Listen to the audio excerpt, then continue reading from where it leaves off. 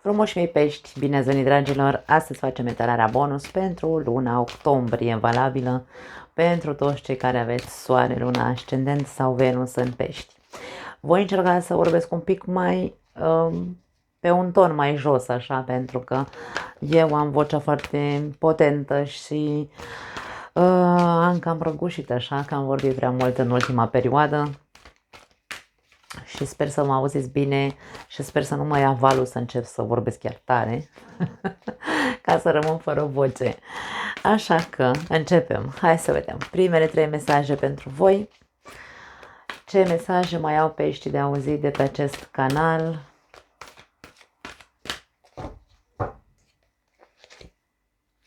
Relax.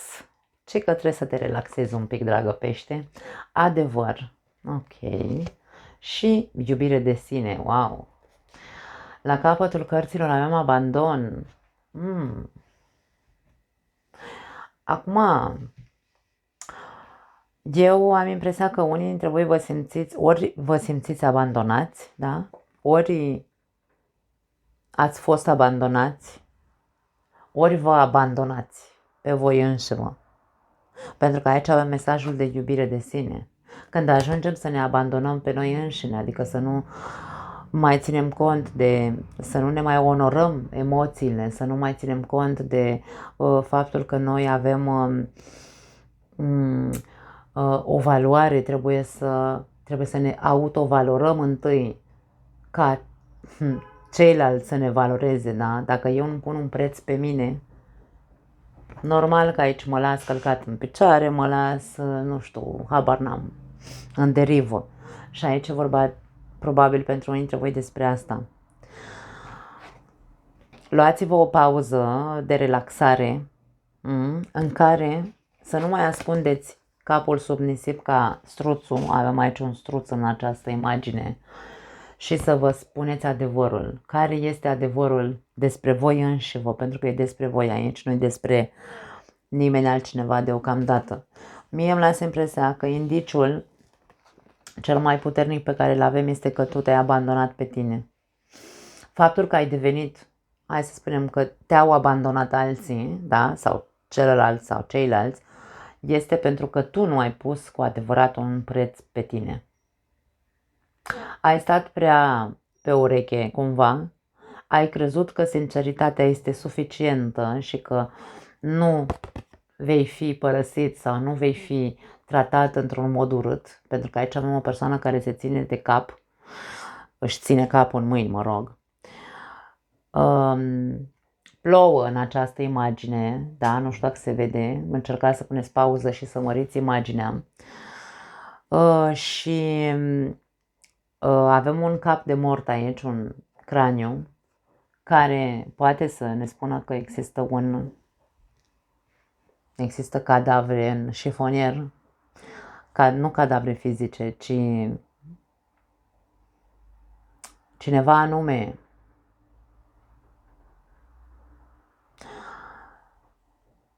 ți-a făcut rău sau tu, propriile tale cadavre din șifonier ți-au făcut rău și acum ești pe poziție de ori de plâns de milă, ori de te simți abandonat și de Dumnezeu. Este o stare emoțională deplorabilă pentru unii dintre voi.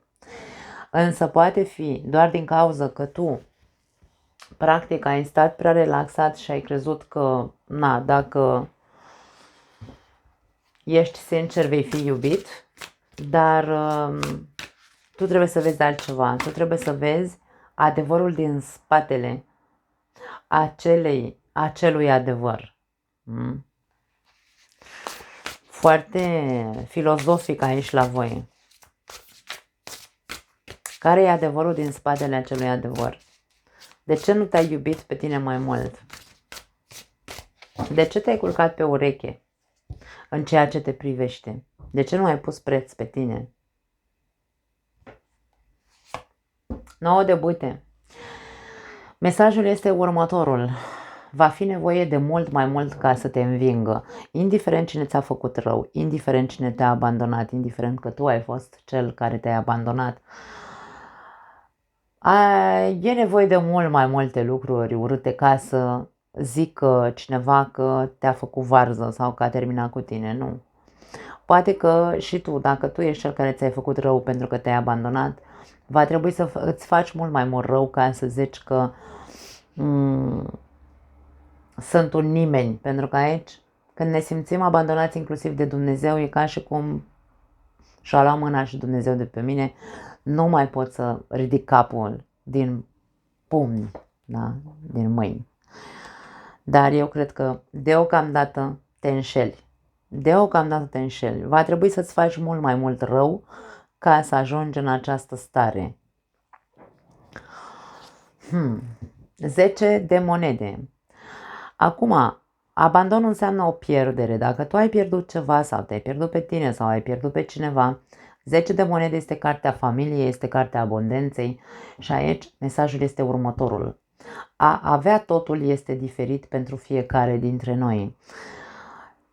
Ce crezi tu că ai pierdut de ei atât de tragic că ți-ai pierdut totul în viață? Dacă te-a abandonat un partener de viață, de exemplu, de ce crezi tu că partenerul tău de viață era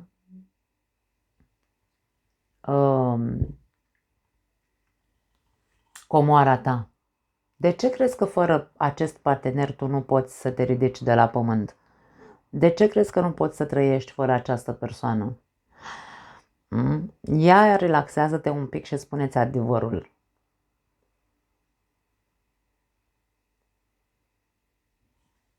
Mie vine să spun că vei trece cu bine peste această despărțire în cazul în care vorbim despre o despărțire. Trebuie doar să încerci să-ți relaxezi mintea, pentru că mintea ta în momentul de față este, mintea și sufletul este foarte afectat.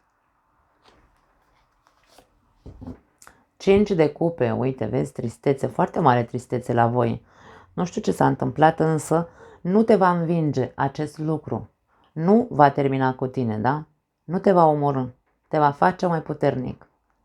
Poate că e doar o lecție a vieții care vrea să-ți arate că nu te-ai iubit pe tine și nu te-ai pus pe tine mai presus de această relație sau de această persoană. Ceaiul vărsat nu este sfârșitul lumii, spune în această carte Cinciul de cupe. Avem o persoană care plânge, da? Plânge pentru că i-au căzut ceștile de ceai pe jos și n-a murdărit covorul și vezi, Doamne, e sfârșitul lumii, aoleu, acum ce fac? Trebuie să mă apuc să frec covorul, trebuie să mă apuc să strâng cioburile, trebuie să prepar alt ceai și așa mai departe. O mare tragedie aici. Nu zice nimeni că nu vi se validează emoțiile, că nu e că nu e ok să fii trist, nu zice nimeni că nu trebuie să plângi și să jelești pentru că ai pierdut pe cineva sau te-a părăsit, însă e doar, nu e sfârșitul lumii, e doar, probabil, ia-o ca pe așa un pic pragmatic, e sfârșitul unei relații și atât. Ridică-te, pentru că aici avem imaginea acestei persoane din 9 de bâte, care este plină de fripturi pe mâini, da? Nu fripturi de alea de halcă de carne, ci s-a opărit. Cred că te-ai fript de foarte multe ori, fie în această relație cu persoana asta după care plângi tu, fie te-ai fript de foarte multe ori în alte relații, tu ai o experiență de viață. Nu e ușor să treci peste o despărțire sau peste o pierdere, că poate aici putem să vorbim și despre un doliu, însă asta nu înseamnă că este sfârșitul lumii. Ești mult mai puternic decât crezi, trebuie doar să crezi în tine.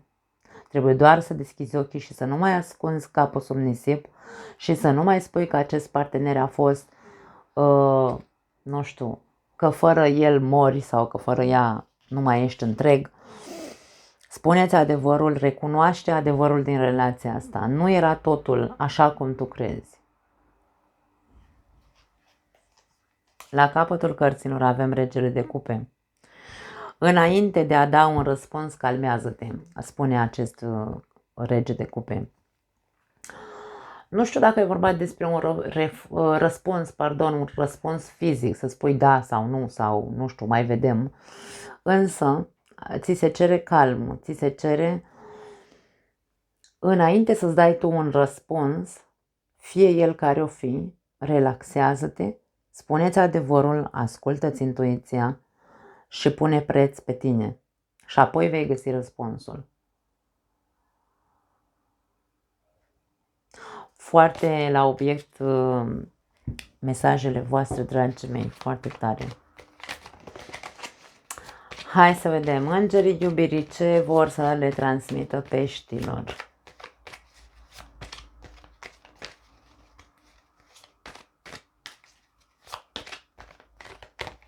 Ok, avem o carte care vrea să sară și vorbește despre relație karmică.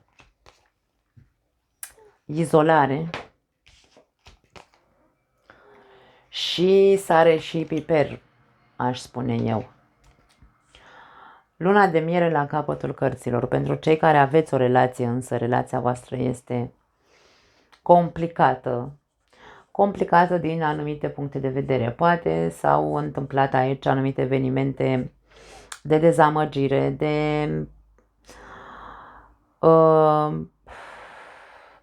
abandon, poate că, nu știu dacă neapărat aici vorbește de faptul că mai sunteți sau nu mai sunteți împreună. Poate unii dintre voi sunteți izolați, da? Fiecare într-o casă sau fiecare într-o cameră, nu vă mai vorbiți, ceva profund s-a întâmplat aici, ceva greoi s-a întâmplat aici. Putem să vorbim despre o relație karmică. Dragii mei, din punctul meu de vedere, am tot repetat de nenumărate rânduri, nu doar la voi, ci și în alte etalări. Relația karmică este relația cu un partener de la care tu ai de învățat o lecție dură, probabil, și viceversa. Acel partener va vedea consecințele sau lecția pe care tu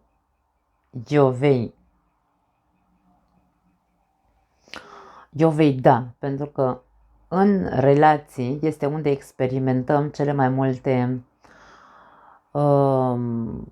hai să le numim evenimente, da? Din care învățăm cel mai mult. O relație karmică nu înseamnă neapărat o relație greoaie, nu înseamnă neapărat o relație fericită, nu înseamnă neapărat o relație complicată. Este o relație de unde trebuie să înțelegem că avem de învățat ceva și noi de la el și el de la noi. Da. Acum, dacă relația voastră este una karmică, vorbim despre faptul că poate relația voastră s-a bazat foarte mult pe hai să spunem, pe un spirit infantil, pentru că aici acest mesaj cu sare și piper spune așa: lasă-ți spiritul jucăuș și infantil pe care l-ai înăuntrul tău să se manifeste pentru a găsi iubirea. Dacă voi doi v-ați oglindit sau v-ați găsit sau v-ați cuplat împreună doar pentru că găseați hai să o numim asemănare, dacă vreți, că erați amândoi jucăuși, erați amândoi, nu știu, puși pe șoti, erați amândoi, nu știu, așa, unul era sarea, celălalt era piperul, da, într-un fel sau altul. Și poate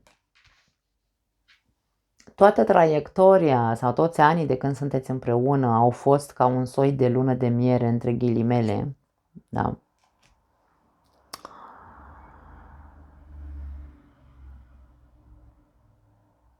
Ceea ce se întâmplă în momentul de față sau ce s-a întâmplat, ori că nu mai este definitiv această persoană pentru că a decedat, îmi pare rău dacă s-a întâmplat asta, ori pentru că te-a părăsit, ori pentru că se întâmplă lucruri urâte între voi în momentul de față și e foarte multă tristețe și se simte mare jale între voi, Este pentru că acel spirit din voi, acel spirit copilăresc, acea iluzie de lună de miere pe care am trăit-o, nu mai există între noi, a dispărut copilul ăla jucăuș și fiecare dintre noi își dorește altceva în relația asta. Poate unii dintre voi trăiți lângă un partener care singurul obiectiv pe care îl are în viață este să construiască avere, de exemplu, 10 de monede, da?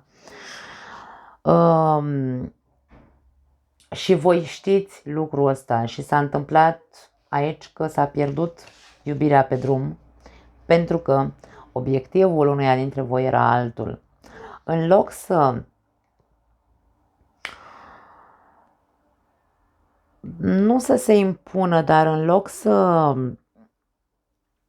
se invite, da, în momentul în care vedem ce se întâmplă în relația noastră, că a dispărut, nu știu, acea energie de copii și stăm așa relaxați pe o ureche și zicem, las că acum trebuie să facă nu știu ce afacere, las că acum n-are timp să se implice pentru că stă prea mult la muncă sau are prea mult de muncă. Atunci când ne pierdem, dragii mei, atunci când intervine între noi doi răceala, intervine deconexiunea, intervin foarte multe lucruri pe care, dacă nu punem preț pe relație și pe mersul bun al relației, se pierde tot ce aveam. Mie îmi lasă impresia că s-a ajuns în acest punct în ceea ce vă privește. Nu știu să confirm cu adevărat dacă s-a întâmplat o despărțire cu adevărat sau încă sunteți împreună însă separați. Aici e vorba despre, într-un fel sau altul, se poate recupera sarea și piperul dintre voi doi dacă acționați și nu mai stați doar așa să vă... Îmi vine să spun că vă... Cum se zice cuvântul, stați așa că nu mi iese în românește? Nu știu dacă complaceți, nu vă resemnați, ăsta e cuvântul, da? 5 de cupe și cartea asta a abandonului. Mă resemnez, domne, s-a terminat iubirea din relația asta, s-a terminat relația asta, mă resemnez. Nu e despre resemnare, se poate recupera. Puneți mâna și faceți, într-un fel sau altul, amândoi aici, că nu e vorba doar despre tine, faceți cumva să găsiți timp pentru voi din nou să vă reconectați, să vă puteți reconecta. Luna de miere ne spune că ar trebui să apreciați câteva zile de vacanță împreună sau gândiți-vă cumva și mergeți într-o mini-vacanță împreună ca să vă puteți reconecta. Pentru cei singuri, acum, dragii mei, eu vă văd foarte triști și pe voi și resemnați. Aș spune că deocamdată încă suferiți în urma unei despărțiri. În momentul de față vă văd izolați, vă văd ca și cum nu mai îmi trebuie. Sunteți deconectați de la viitoare sau sunteți deconectați emoțional, să spunem așa. Însă,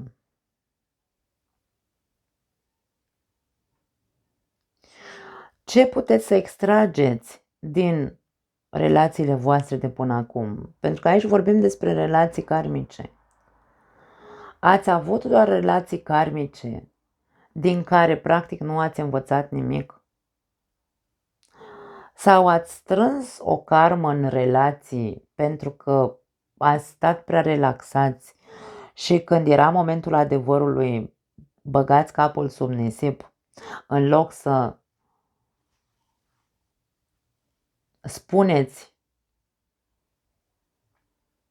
să zicem așa, în loc să puneți în context sau să scoateți la suprafață iubirea de sine, respectul de sine.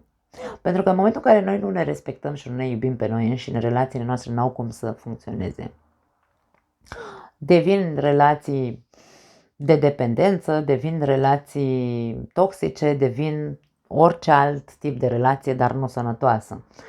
Așadar, ori e vorba despre o karmă pe care tu ai construit-o în timp, da? Ai tot târât-o în timp din respectivele relații pentru că nu ai asumat niște învățături de acolo, da? Nu este despre a continua să rămâi izolat. Nu, este despre a începe, da? Să crezi că iubirea asta în interiorul nostru și că suntem importanți. Eu am o frază pe care o spun mereu: cea mai importantă persoană din viața mea sunt eu.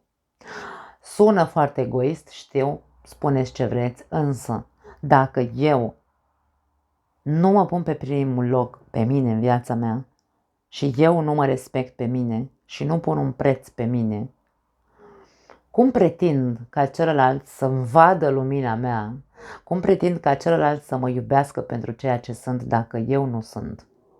Dacă eu nu mă iubesc? Pentru că atunci când te iubești,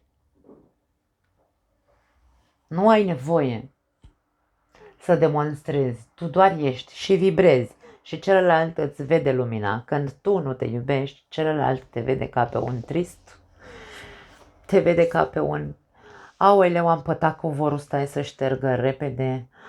Dai, cum spun, impresia că ești o persoană nevoiașă, care are nevoie de celălalt să-l iubească și să-l vindece și să-l nu.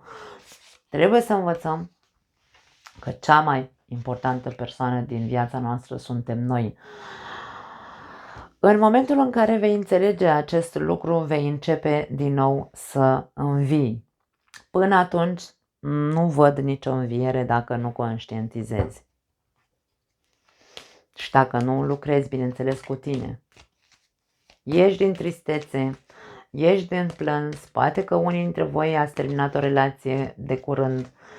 Nu contează, dă-ți timpul necesar ca tu să te poți recupera, însă îndreaptă-te către iubirea de sine. Ca să nu mai aduni karmă în relații, ca să nu mai fii o victimă în relații, da, ca să nu mai fii un învins în relații, ci să fii un învingător. Foarte tare aici și tari mesajele pentru voi. Băi, s-a repetat mesajul ăsta la multe zodii, foarte multe zodii. Avem logotnicul aici, o persoană, un soț, pare că e un soț, vorbim despre o căsnicie. Avem șarpele, wow, dorință și atracție. Pentru cei care aveți o relație, e posibil ca soțul vostru, în cazul în care sunteți femeie, se poate citi, bineînțeles, viceversa, soțul vostru să fi fost așa cumva atras în exteriorul căsniciei și de aia să vă fi părăsit pentru că a apărut altcineva care i-a atras atenția. Putem să vorbim aici despre faptul că s-a lăsat tentat pentru că ceea ce vedea acasă probabil nu era ceea ce îi plăcea. Nu că ce îi plăcea, atenție, de foarte multe ori credem că dacă suntem înșelați sau dacă suntem abandonați, este din cauza celuilalt în totalitate. Nu.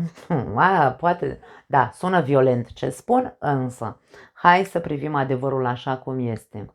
De ce o persoană se duce cu alta? De ce ne înșală sau de ce ne abandonează? În general, 80% există un alt motiv. Nu există motivul că e curvar sau că e curvă. Nu. Ăia 20% sunt excepția de la regulă, care sunt jucători, cum îi numesc eu, da? Din floare în floare, indiferent că s-au însurat sau s-au măritat, le place viața în totalitate și nu îi ține pe loc o căsnicie, da? Ăia sunt 20%, poate sunt prea mulți 20%, însă în 80-90% dintre cazuri, motivul pentru care te înșală sau tu înșeli este altul. Este pentru că acasă, uite, așa nevastă ta, da, stă, sau soțul tău, Stă toată ziua trist, apatic, nu se mai îngrijește, e plângăcioasă, e dependentă emoțional, stă toată ziua supărată că și-a pătat covorul și așa, da, deci aici, la un moment dat, când trăim într-o atmosferă de genul ăsta, de apatie, lângă o persoană apatică și plângăcioasă, ne săturăm și ne ducem la primul câmp, cum zic eu. Ne luăm câmpii și celălalt după aia nu înțelege de ce, domne, m-a părăsit sau m-a înșelat.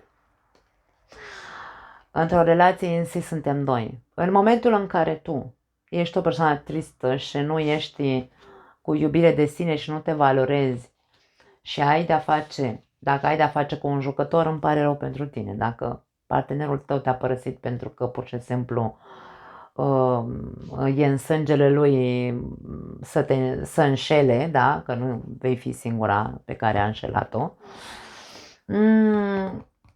îmi pare rău. Acceptă că ai scăpat de o pacoste și vezi de viața ta. Dar dacă există un de desubt acolo, un alt adevăr, există un cadavru în șifonier, dă înapoi și vezi ce am zis la început. Degeaba plângi, recunoaște adevărul și rectifică, pentru că îți poți recupera relația, nu uita ce am spus, da? Mai departe, avem leul, forță și succes, poftim.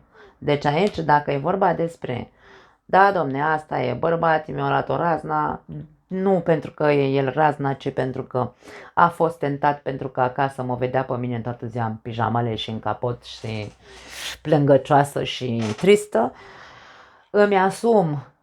Eu nu am fost soția care trebuia să fiu pentru soțul meu. M-am delăsat, nu știu, dar rectific, ok? La capătul cărților avem noroc și bani. Noroc și bani, nu știu dacă e vorba despre câștiguri financiare, ar putea să fie vorba despre belșug, din punct de vedere al acestei relații, da? O vom pune pe picioare, nu e sfârșitul lumii ce s-a întâmplat, asta e, te-a înșelat, te-a părăsit de moment, probabil că se va întoarce înapoi dacă te vede pe tine altfel. Tu ridică-te de la pământ, nu mai sta să dormi în papuci, aici relaxată, ridică-te, scoate capul de sub nisip, vezi adevărul în față și du-te și fă ceva pentru tine. Du-te la terapie ca să te poți ridica. Du-te la coafor și fă-te frumoasă. Habar n-am, în felul în care tu simți să te faci. Ieși cu capul sus pe stradă, îmbracă-te top și treci pe acolo pe unde este el ca să vadă că nu a venit sfârșitul lumii, că el te-a părăsit pentru alta. Ia încearcă exercițiul ăsta și vezi ce reacție va avea el când te va vedea.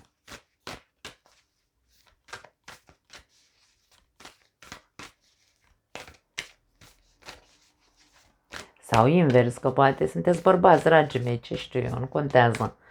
Important e să încercați, pentru că aici vorbim despre succes. Trebuie doar să-ți recuperezi puterea personală tu. Cum ai cucerit acel bărbat? Cum ți-ai cucerit soțul? De ce v-ați căsătorit? Cum a fost relația dintre voi? Că doar nu ne luăm așa de pomană, da? Vai, te-am întâlnit, te-am plăcut, ce rămâne de văzut, ne căsătorim. Nu, trebuie să existe un motiv, trebuie să existe o dorință de a ne căsători. Se căsătoreau din inerție părinții, bunicii noștri, nu mai e cazul nostru. Cum ai cucerit această persoană? Pentru că poate asta era doar să vadă la tine, să te vadă cea de atunci. Poți să-ți manifesti toate dorințele. Puneți dorința. Dacă tu vrei să recuperezi această persoană, puneți dorința să o recuperezi. Știi ce ai de făcut. Meriți zahăr, nu sare. Acum, bineînțeles că toți merităm zahăr. Niciodată nu ai avut nevoie de aripi ca să zbori. Acest mesaj este pentru persoanele care au o autostimă foarte joasă, unde nu există iubire de sine, persoanele care se lasă influențate de pierderi și consideră că s-a terminat viața lor dacă au fost abandonate. Nu ai nevoie, da? Nu ai nevoie de nimeni ca tu să poți fi fericit. În momentul în care îți intră bine în căpșor că cea mai importantă persoană din viața ta ești tu și faci o muncă într-atât încât să fie adevărat, nu să fie doar o frază, atunci vei vedea că nu ai nevoie de absolut nimeni și nimic ca să poți să, zicem așa, să fii tu însuți, pentru că despre asta este vorba în acest card. Niciodată nu ai nevoie de... Niciodată nu ai avut nevoie de aripi ca să zbori, doar că tu nu ți-ai dat voie să zbori. Nu ți-ai dat voie să fii tu însuți.